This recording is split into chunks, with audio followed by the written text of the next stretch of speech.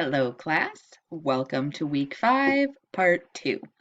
So, last part, we talked all about how things can move through the plasma membrane without any assistance. When it was a small molecule, like gases like oxygen and carbon dioxide, they move from diffusion, just going straight through.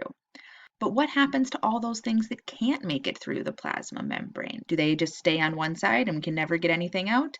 No, of course not. If that were the case, waste would build up inside the cell and kill the cell. We would never be able to exchange nutrients. So, of course, there's doors, so to speak, to let things into the house or the cell, the city that is the cell.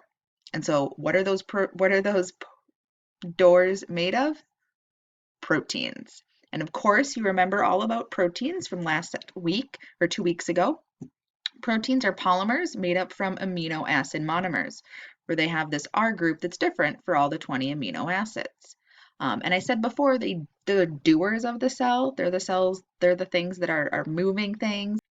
And I'll also just remind us of the structure of proteins, that they're an amino acid chain that gets folded up based on hydrogen bondings because of this partial charges within the peptide bond that then form up and crumple up together, so to speak, in the tertiary structure and the quaternary structures that make the physical form that the proteins are. And so what we can see here is the form of these proteins. It's going to be really important. And we sort of went over this in the last in part 1, but you need to recognize all the parts of this plasma membrane, of this membrane structures. You need to recognize these phospholipids. You need to recognize these sugar moieties that make up a glycoprotein or a glycolipid. Recognize cholesterol. Recognize the extracellular matrix or the cytoskeleton inside, and these different types of proteins that we're now going to be focusing on. Some of them span the membrane, going from outside to inside. Some of them are called peripheral proteins that are just on the inside. And this picture I love because it's a much better idea of just showing you how complex these things are.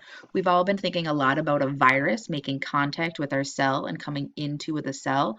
And it's important to realize just how many molecules are floating around our cells at all different times. So most of this I've just gone over. Again, you need to be able to recognize and know these terminologies for the various components of the mosaic that makes up the plasma membrane. So this is zoning in on what we're going to be focusing on now, which are these transmembrane or integral proteins. And this picture should look a little bit familiar, where you can see these alpha helices. So that's a transmembrane or integral protein going from one side to the other. So we can ask ourselves, how do these proteins get to the cell membrane? And we can remind ourselves from last week, thinking about those proteins. They get formed in the ribosome, which gets shuttled into that rough ER, which then gets shuttled to the Golgi apparatus where they're modified and they get the little tag saying you get shipped out to the outside of the cell. And then through a vesicle, which will fuse with that plasma membrane, then you'll get that protein attached. So that's how those proteins get into the plasma membrane. But what are those proteins doing? So we're going to talk about these some in more depth, but this is the function. We talked about proteins are the functional. They're the doers of the cell. So what are they doing? They're transporting, they're moving, and we're going to talk a lot more about that. They're doing enzymatic activity, which again, we're going to have a whole unit on. So that's coming up next. But we're going to see where enzymes can convert a triangle to a square to a circle, so to speak. They're the cutters and the pasters. They're doing stuff. Proteins also connect as signal transduction pathways. I'm going to show you some pictures in a moment of receptors, but they're taking in signaling. I just showed you that picture of the crazy plasma membrane with all the stuff going on the outside. Some of those are signaling the cells different things. Proteins are also important for joining, for how closely cells are attached to each other, how tough that bond is. They also attach to material outside cells, so to the extracellular matrix, and they also recognize other cells. In addition to signaling to, it's literally the recognition of, hey, what kind of a cell are you? Oh, I do this function. So we'll talk more about that right now. So cell-to-cell recognition, what it's going to do is it's going to the way that cells talk to each other and say, who are you? And then based on shape, because all of this stuff is happening based on two molecules interacting, It's going to be with things like this sugar moiety or this glycoprotein being recognized by this receptor. And an example of this is our blood groups. So in that case, those are glycolipids, but the difference between A blood, B blood, and AB is what kind of sugars are on the outside of your red blood cells. So we'll talk a little bit more about that in genetics. But the other case that this is an important example to use is what are these different cell-to-cell recognition things? It's how cells can recognize other cells. It's also how viruses can recognize and bind to a cell to enter it. So I used to always use the example of HIV. The virus needs to bind to the CD4 and CCR5 receptors. And so if you didn't have either of these receptors, and this has actually been done in a patient to remove one of these receptors when they were undergoing cancer treatment, so for a separate reason, but then what that meant is that the virus can no longer bind to a cell and enter it. The virus, which we're obviously all now paying much more attention to, is SARS-CoV-2, which causes, of course, COVID-19. This is the virus right here, and it's got these spike proteins. And so what those spike proteins are, they form these trimers where you have 3 different proteins coming together and forming a complex that binds to a particular protein on our host cells, which is the ACE2 receptor. So the ACE2 receptor you can see here is literally the conduit in which the spike protein will bind and enter the cell. The good thing about this is it does give us a good way to combat the virus by making antibodies that will block this interaction. If you block that spike protein from binding that receptor, that virus cannot infect that cell and replicate. So this is the idea behind generating antibodies in an immune response, or it's also the treatment of getting plasma from a patient who's already recovered, who's making these antibodies. So that's one of the positive forefronts for SARS. Okay, so another though, back to proteins, the other key function of these plasma membrane proteins that I'll talk much more about is this idea of these transport proteins. Now again, the function of a transport protein should be slightly obvious, involving transport.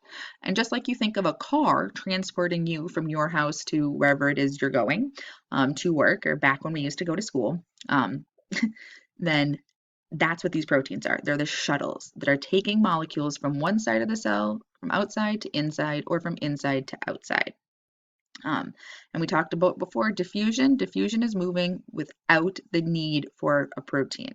We talked about water diffuses in the process of osmosis, but actually how water can go really quickly into and out of a cell is that there's also these channel proteins called aquaporins that can move. And what we can see here is an example of a channel protein, which is just going like a straight shot through. It's not going to move. It's just like a road that is that conduit. There are also carrier proteins, which kind of flip how they physically are shaped to have molecules bind one side and then push them out to the other side. So that's basically a carrier protein is going to change shape, where this channel protein just stays the same shape. Now, when we think about a protein helping molecules move from a side that is high concentration to low concentration, that is not using any energy, this is called facilitated diffusion. So facilitated diffusion is passive. No energy is used. You're taking molecules that are clumped all together and they say, I don't want to be this close to that guy. I'm going to move here. Well, I'll have more room. This is what doesn't require energy. Normal human interactions also tell us that. You pack a whole bunch of people into a tiny space, they'll move out till they have more space. So this is facilitated diffusion. And I mentioned before, you can have channels that are gated. You can have carrier proteins that move. So we've got this example, channel carrier protein. So we've been talking about facilitating diffusion, moving those molecules across the membrane. None of that was involving energy. Now we're going to talk about doing the same thing, but using energy, using ATP. This is going to be called active transport. And again, it makes sense. Active transport. You're actively doing something. If someone's active, they've got energy, they're moving. So active energy, you're pushing something where it doesn't want to go. You're going from low concentration to high concentration. Whereas facilitated diffusion, you're going from high concentration to low concentration. Active transport, using an energy, moving the opposite direction. So I've got this example right here where you can actually involve using two different types of molecules using active transport. So moving and shuttling potassium ions into the cell and shuttling sodium ions out of the cell. It does this with the same carrier protein that's going to be involved in active transport. And this is actually a really important process for your brain. It's how everything that's happening in your body is actually happening by having these ions flow into and out of your cells when they get different signaling. And again, you'll get to learn all about this in your future classes. But we will learn a little bit about this idea of a membrane potential, where what's happening, where there's potential energy, which we'll focus more on what potential energy is again in our next unit, but where you actually are building up energy by forcing ions into a place that is already at higher concentration. So you're using energy to move hydrogen ions to one side of a plasma membrane. Well, that can generate energy based on that potential energy when those ions flow back in. And we're going to be focusing all on that in also the next coming units in aerobic respiration and photosynthesis. And the last thing I'll just comment on is this idea of co-transport, which is just talking about sometimes you can build up that potential energy and you can use that to shuttle something, again, from low concentration to high concentration. So you can use that force to move things where they don't want to be moved. So summarizing this part again, we've got passive transport, molecules moving down their concentration gradient from high concentration to low concentration without any assistance. There's facilitated diffusion using a carrier protein or a channel protein, one that changes shape.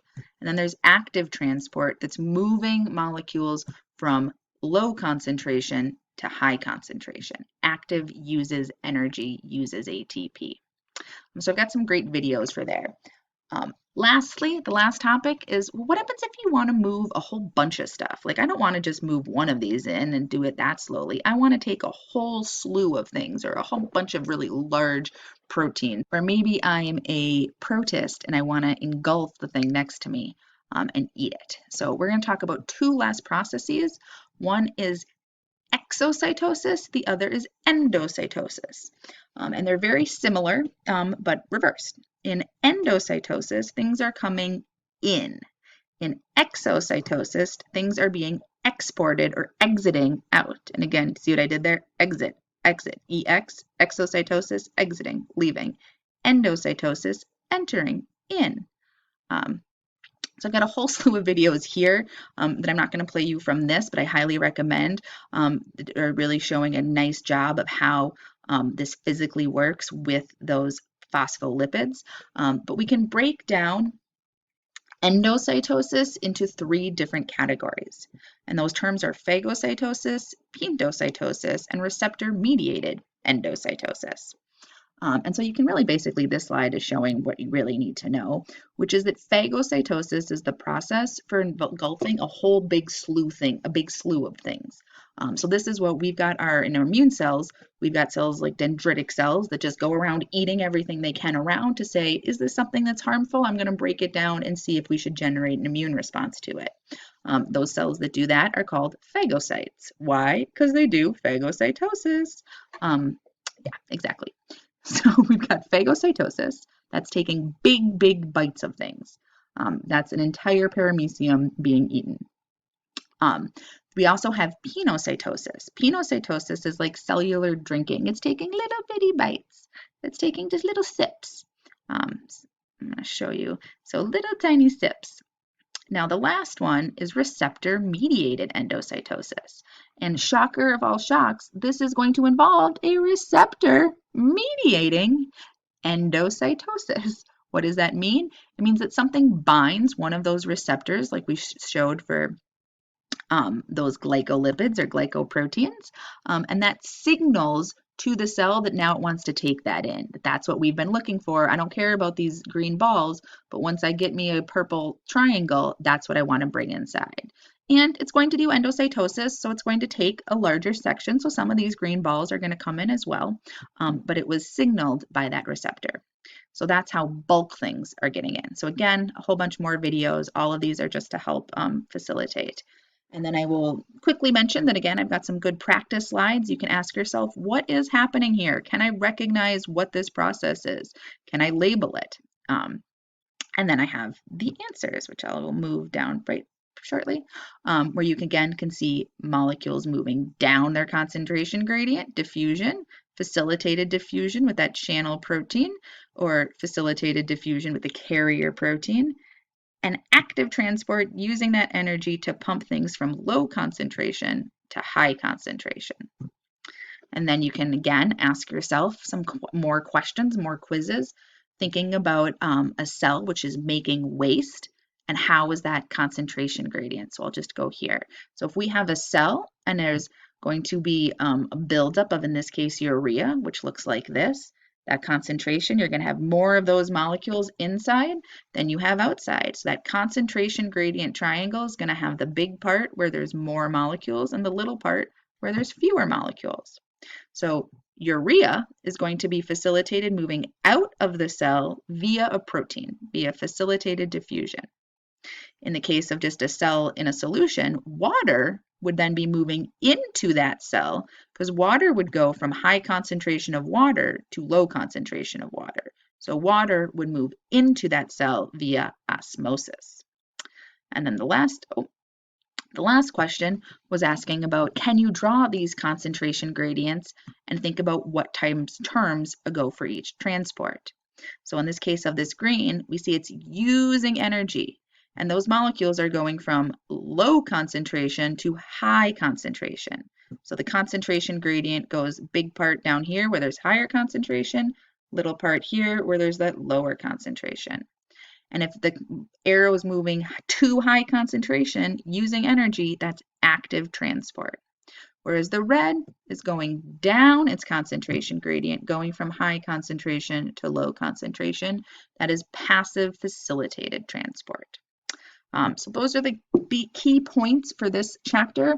Thinking about what's in a membrane. Can you identify it? Can you think about how water is going to move and how molecules will move based on their concentration and based on which proteins are available? I encourage you to do lots of practice. Have a good one.